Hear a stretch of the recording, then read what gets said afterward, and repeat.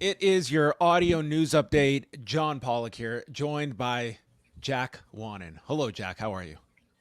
I'm good. I'm ready to talk fights. I'm ready to talk the sphere. A lot of interesting things to discuss today.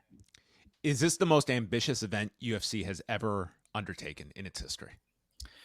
I Does mean, it's this one of the, it's I, basically does it top Yas Island in during the pandemic? I think that would be the only equivalent in terms of um, complicating factors to stage such a show, where this is the story going into the show, is just what will this look like and feel like for the viewer at home and for the person that is spending thousands of dollars to attend. they have set expectations really high, and there's so many, like, I think it's interesting that they've really made it like intentional to just not tell you too much about this show heading into it. Like, they hosted a panel the other day where a ton of the creative people behind this talked about the process, but they're not showing you anything and they're not giving you like demo clips or whatever. You're not even getting like a movie trailer. They're calling this a movie. You're not even getting a movie trailer of what we're going to be seeing in those movies. So they're really keeping us in the dark. And I've seen mixed opinions on it, but I honestly think this could be really interesting, and I'm really intrigued to see how the show's going to go. I I know that this is under a microscope, and part of that is like the unofficial tagline for the show has been Noche UFC, just trust us. That has pretty much been the selling factor to this. I'm very intrigued to see how this is pulled off, and I have a hard time imagining that come Sunday morning there's going to be this universal man did that suck, because I can't fathom at this amount that they are spending that it's at least not going to be interesting from that aesthetic when we're in this era, Jack, that I mean, you go back and you watch some of these old Pride shows, and that's such a part of MMA that I think has been lost over this generation, that you can tune into a UFC event and every place looks the same, it feels the same, that I think there is an audience that wants to see something different, that this sphere, it forces you to provide something different. So I'm very intrigued by what we're going to see on Saturday night. Well, one thing I find interesting is that last year when UFC did this Mexican Independence Day, or I guess week you could call it, because it doesn't necessarily land on the exact day, card UFC Noche, I praised it. I said that, even though this is a small change from the usual fight night or pay per view, this is a show with a theme. It has more character to it. It has something that's running with that isn't just, here are more fights for you. And I thought that was really great. And I thought, if UFC wants to differentiate their fight night cards, they can do things like this.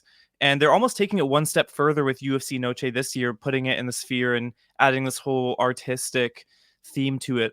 Unfortunately, I mean, they aren't doing this every week. This is actually like the one show on their entire schedule every year that kind of differentiates from their very, their churn, as Mark Shapiro would call it.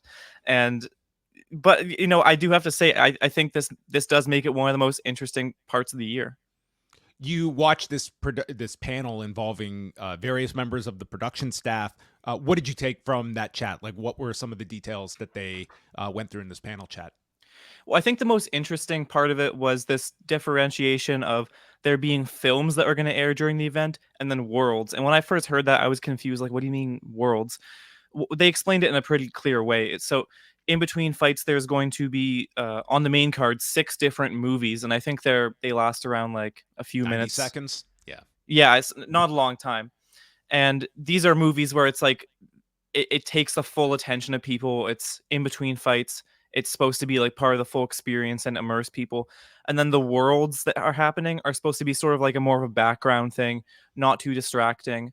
The worlds can host the like fight clock and replays and stats and stuff like that, and also not serve as too much of a distraction when the actual fight's going on, because they pointed out during the panel, this is still a sporting event and you can't just sacrifice the competition for this presentation. I think they're very cautious of the fact that when you have this huge LED screen that takes up like half the venue's walls, you can't just like make it super distracting and then tell these people who are fighting for their livelihood, all right, just like don't focus on that.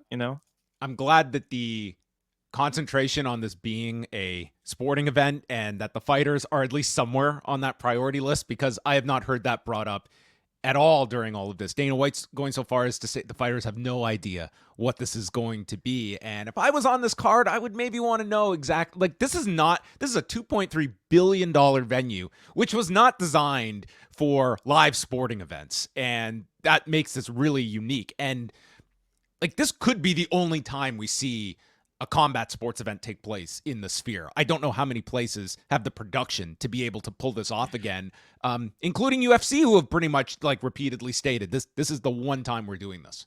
So I guess, yeah, it's we shouldn't get ahead of things and say that like we know this is going to be good for the fighters, but at least that it did make it seem like this world thing was this type of way of making it not too distracting. And I guess even if you don't focus on the fighters, in that case, you don't want the world to be too distracting for the viewers who are there live, who want to see the fights and want to experience the whole thing, but they don't want the whole experience with the screen still sort of overtake the fights. I mean, maybe it will be a total mess. Maybe it'll be like King of the Cage 2002, where they host an event outdoors and it started raining and people started slipping around while fighting. Like, it could be a total production disaster, but it could also go really well. I think there's so many questions about this, and I'm so interested to see what happens. Will Joe Rogan be unbearable on this broadcast? Well, some things don't change, so your consistency. Let's get into the fights. It's headlined by Sean O'Malley and Merab Dvalishvili. I think an excellent main event. I think that this is it's a very interesting one in that I think Sean O'Malley is someone that you go back to his escalation when he took on Petr Yan, a fight that was very disputed by people if he won by split decision. But that was enough to earn him the championship fight, and did so in pretty emphatic fashion against Aljamain Sterling, and following this up against Marlon Vera. How do you view, in terms of the challengers at maybe the deepest division the UFC has, Dvalishvili being the biggest threat at bantamweight? You know, it's funny for how much the talk about the actual presentation of this show has overshadowed the fights. You would think the fights are bad. This is actually a pretty great card, especially, I mean, it's top heavy card, but it's a pretty great card when it comes to the title fights. Sean O'Malley versus Merab Dvalishvili, in my opinion, is probably one of the best fights you can make in the entire promotion right now. I think it's a great style matchup. Sean has incredible striking, and that's kind of what made him put together this 25-minute clinic against Marlon Vera earlier this year. Dvalishvili has so much better wrestling, and I think this fight's going to come down to whoever wins it is the person who keeps it in their wheelhouse. I think that it's really interesting to see O'Malley get this sort of style matchup after being in a lot of fights that really just came down to striking. That's how it's been with him for the past few fights. When we talk about his record before and the opponents he's faced, I think there was a lot of fair scrutiny around him when he was on the rise. UFC was very clearly giving him a lot of, not layups, but fights where he came in as the A side and was expected to win. They wanted him to win. And that Yan performance was very disputable. I was one of those people who thought it shouldn't have went his way. But I think that once he came into the championship picture, he's really proven himself to be an elite fighter, and a lot of that scrutiny has sort of worn off with these more recent performances. I think it's a really weird situation where you have this thing where it's like people had really good reason to be critical of him, but then just that sort of went away despite that scrutiny, not really, like he answered that scrutiny over time, I would say. I think this is one of those fights as well that if you are Sean O'Malley, I don't think this guy is concerned. I think it's almost a given. You will be taken down in this fight. It's either what you do on the ground or your ability to get back up. And I think like this is going to demand a lot of the conditioning of both. Like Dvalishvili finishing Sean O'Malley, I don't know what the odds are on that, but it is probably quite the reach to imagine a stoppage win by Dvalishvili. And this is a guy who, I mean, his cardio is such a huge component of his game. But if this is going into rounds 4 and 5, I think that's a very high probability in this fight. I think that this is a much closer fight than a lot of people think it is. Vegas odds have this almost down the middle, and I think that's a pretty interesting thing to look at. I looked at Tapology just now, and Tapology is one of those sites that does fan picks. I'm seeing 3/4 of people are picking O'Malley to win this fight. Wow, I think that you can't count out Dvalishvili in this match because he really is a solid contender, and he's someone who has been a contender for a long time, and part of that reason is because he just didn't want to fight his friend Aljamain Sterling, which is actually kind of cute. And I just think that there's the fact that this is such a different style matchup is just so intriguing to me. Alexxa Grasso and Valentina Shevchenko. I wanted to go episode by episode of the last season of The Ultimate Fighter, but we don't have the time, unfortunately, Jack, because I know both of us religiously watch The Ultimate Fighter. So did you actually watch it? No, not okay. Not well, I did. Oh my goodness, you're the one. Yeah. So did that season push you towards this third fight any more than your interest already had been when this? First of all, go back. Did you feel like a third fight? I get the sense like there is some exhaustion over this, but I sat down yesterday. I watched both of their fights yesterday. I'm so intrigued by this third fight. I am totally down for this trilogy bout. I thought their last fight at last year's Noche event, that was an amazing fight. It was very close. Somehow Michael Bell scored the 5th round at 10-8. But if not for that weird 10-8, Shevchenko's champion. Well, I asked you like 800 questions there, so go in whatever order you prefer. Shevchenko really ran through the division at one point and made it so that she didn't have good contenders. I mean, some of the contenders she was facing just a few years ago aren't even in the UFC anymore. And one thing that I really do like about this rivalry, and I'm serious when I say this, is that it has given the division time to rebuild and give a lot of really good contenders. If you look at the standings right now, there are numerous names after this fight finishes who can challenge for a belt. And I just don't think the division's been in that position for a long time. Whether or not you think this should be going into a third fight, I think that this rivalry in general has actually been very healthy for the flyweight division. Now, I do think this is a good rivalry, and I think when you have a draw, even if it's controversial, it's not a bad idea to run it back, especially since Grasso is the incumbent champion and Shevchenko is the longtime former champion. She deserves another shot at the belt, especially with the controversial decision in their last meeting.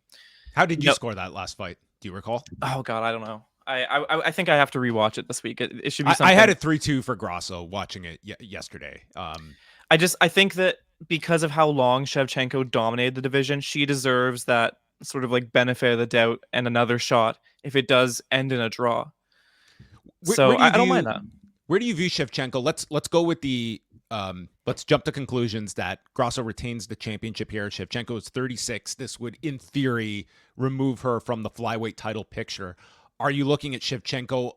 Is the talk on Monday of she is kind of no longer a championship level fighter, or does Shevchenko have another pathway at bantamweight after this? Could you see that move for her? And at 36, does she have another title run in her, potentially at another weight class? Well, I think that if the performance she has on Saturday isn't like a blowout loss that makes us think she's like completely out of the title picture, which I highly doubt that's going to happen, I think that she should stick at flyweight because you look at the coming up contenders who are going to face Grasso, and realistically, you can think one of these people is going to knock Grasso out of her position or has a pretty good chance of doing so. So if you stick in this division and you're a pretty high up contender, once there becomes that fresh champion, you have a really good case for another shot at the belt. You look at this pack of people who are coming up in the division, and a lot of them are real killers. Francis Manon Fiorot, Macy Barber. I'm coming up with trying to come up with some names. Rose Namajunas is at flyweight now. There's so many people who are really so close to a title shot, and I think that it's pretty fair that one of them is probably going to take the title. Once that happens, there's a pretty good shot for Shevchenko to get another shot at the title.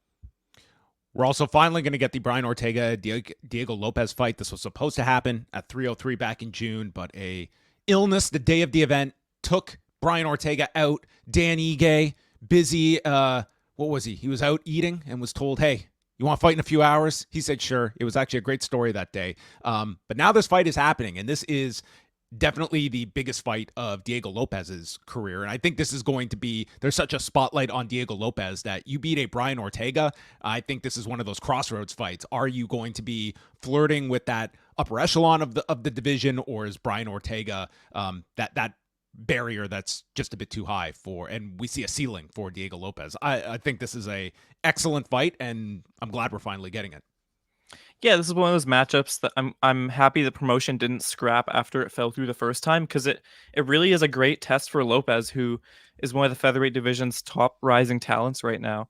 His performance against Ige was good. He had some really great finishes against some unranked talents before. I think this is the right time for him to get a challenge like Ortega. And I think that for someone like Ortega, this is, he's not taking down one of the top names in the division like he did with Yair Rodriguez in February. But I think there is something to be said that this is a win that adds something to his record and adds some momentum, taking down one of those names who is one of the fastest rising people in the division. Looking at the rest of the card, I mean, that is, I think the bulk of people's interest is in these top three fights, which I think are great fights. And I look at the rest of this show, and it's not going to be the most familiar names for people, but this has been designed to be a pretty high action card. And at 10 fights, I think that's a nice compact number that they have. Just tell me some of your personal highlights looking at the remaining fights on this card.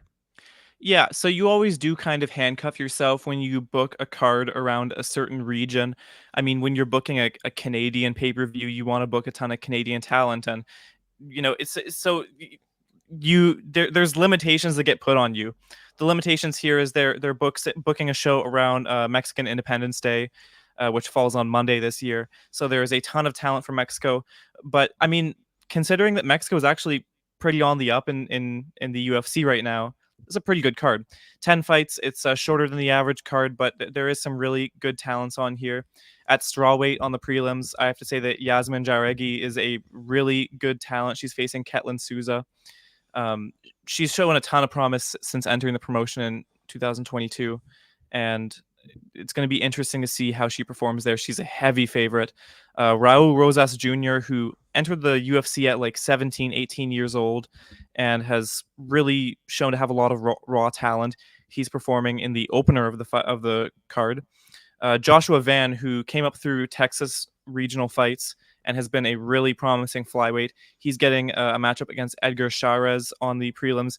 And Joshua Van, he's had a really rough year. He had 4 different fights fall through, and then finally took a matchup against Charles Johnson, who unfortunately just one of those guys who's really on a roll right now. He got finished in July, and he's trying to bounce back from that loss with this fight. He had a super long winning streak before then. Those are just some of the names on the prelims I'm really looking forward to. I think the main card's really strong, and that sort of 3-pack of fights at the top, I think, just sells it. I know that UFC has done a lot this year to sort of build start to finish perfect shows. 299 was one of those. UFC 300 unquestionably was that. I think this is definitely one of those more like traditional pay-per-views where the very top half of it is what is selling you, and then everything else is just kind of like extra add-ons. For that lone early prelim fight, do you expect the usual sea of empty chairs during the first fight of the night at these exorbitant? Is this going to be a late arriving crowd like a lot of UFC events tend to be? Well, if you want to catch the actual like movie portion of the show, that doesn't start until the main card. So I guess you're technically not missing too much of the Sphere experience until you show up at 7 p.m. local time. Yeah, I am curious to see actually. I would imagine it's probably an early arriving crowd just because I think a lot of people would go into the Sphere for any reason. It's just an interesting experience. Um, I'm just I'm really looking forward to seeing how they show this, and I think a really interesting thing for you and me who aren't going to be there is just seeing how this comes across on broadcast, because they mentioned during this panel the other day that they're really focusing on how can they make it so that viewers at home have that feeling of almost being there, and they've hired a ton of more production teams and cameras, and they said something about how like they have like an extra broadcast director for the the show, because it is interesting, like especially when you have a structure like Sphere, how can you put that on TV without taking away from what people want from the broadcast usually? There's just so much like technical stuff about the broadcast that I find so interesting, and people who are tuning in just for the fights probably don't care at all, but it interests me.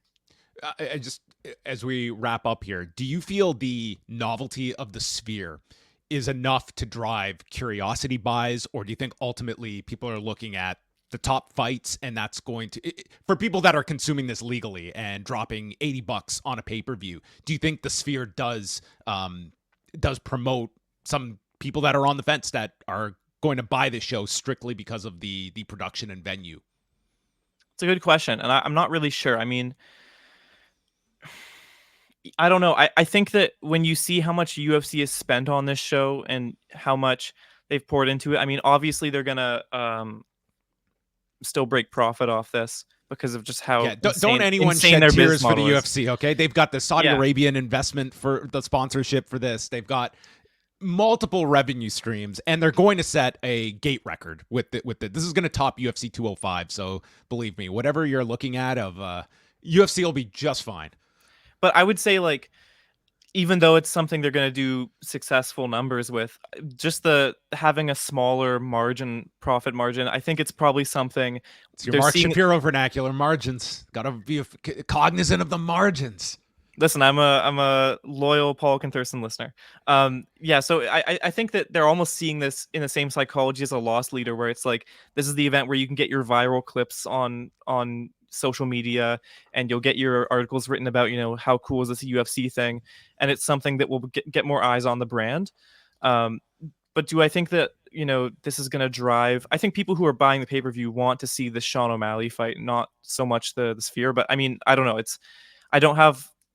I can't get into the head of the average consumer, but I do think that at the end of the day, you have to really like these fights to be tuning in and dropping that substantial pay-per-view price. Yeah, it's kind of uncharted territory, but I think I'm definitely curious to see the production as much as there's some real good quality. I guess the thing is if you're curious about that, do you need to actually buy the pay-per-view to see how it looks? Like, if that's fair, yeah. You will get at least a glimpse on the prelims alone, and I know that doesn't come with the movies and the full experience of it, but they're going to put of it stuff on social media, the visual inside the Sphere. You will get that. It will be a very interesting one to look at in totally. Hindsight. But there you go. That's coming up this weekend. Also worth noting that Canelo Alvarez fighting Edgar Berlanga in Vegas. So we do have a head-to-head battle between UFC and Canelo coming up Saturday night as well. And whether there's any crossover there. What else are you going to be checking out this weekend, Jack? Is there any wrestling in your diet this coming weekend, or are you all focused on UFC? Yeah, I don't think there's going to be any wrestling in my diet. I mean, I tend to watch a lot of stuff on replay. So it's like some of the stuff that's on the weekend, I'll watch like Monday, Tuesday, whatever. So I'm going to figure that out later. I'm going to watch a Bellator card that's on Saturday afternoon. Bellator really, unfortunately, had a great title fight on their London show. Oh, yeah, the live crowd loved it. No, it was John Yablin versus Fabian Edwards. Oh, I'm talking about last weekend where the Usman Nurmagomedov fight that the crowd was not as receptive toward.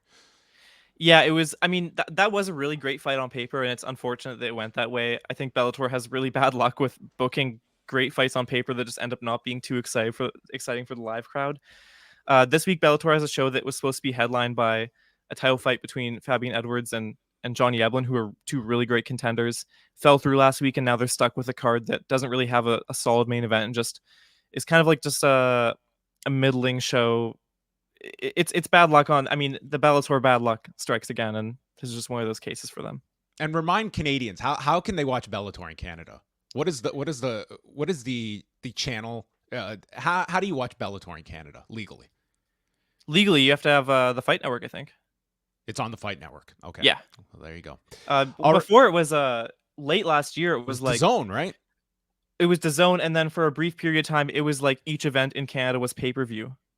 Yes, it was on pay-per-view. It was like $15 per show. Yeah, which was a major shift because for a period they had no TV in Canada, and you just got everything free on YouTube. It was amazing. It was amazing. Like I would just watch those on Friday night, super easy, and then suddenly it's like, oh, it's weekly pay-per-views that we're getting. I was like, what year are we in? I mean, it's the Bellator brand. I think it's just been beaten to the ground at this point. It's got a very ROH on Honor Club kind of. They're making me pay for Ryan Bader pay-per-views in the year 2023.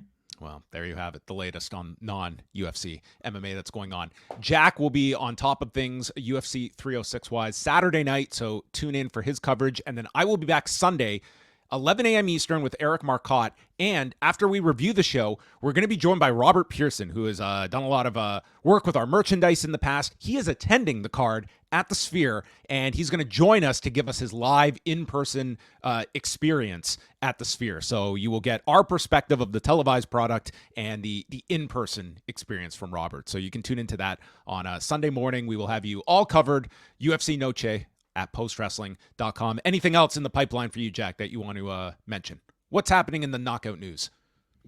Knockdown news. Listen, we're still we're living in 2003 right now, watching old UFC Pride events. So I run a Throwback Thursday column where we're living through MMA history chronologically, and I just watched Fedor Emelianenko win the Pride Heavyweight Championship. And if you want to catch my thoughts on that card and see how I'm experiencing the early 2000s in MMA for the first time, head to knockdownnews.com. Knockdownnews.com. Check it out at Jack Wannan on X, and that is also our official rebranding of Jack after a year of Jack Wannan. My bad. All right, that is it. Thanks to everyone for tuning in to our daily audio news update. You can always catch these at the double and espresso level, and the occasional time we sprinkle them out to the masses as well. Big thank you to Jack, and we will speak with you tonight. Rewind to SmackDown with Wei Ting and Neil Flanagan, and again, I'm back Sunday, 11 a.m. Eastern after UFC 306.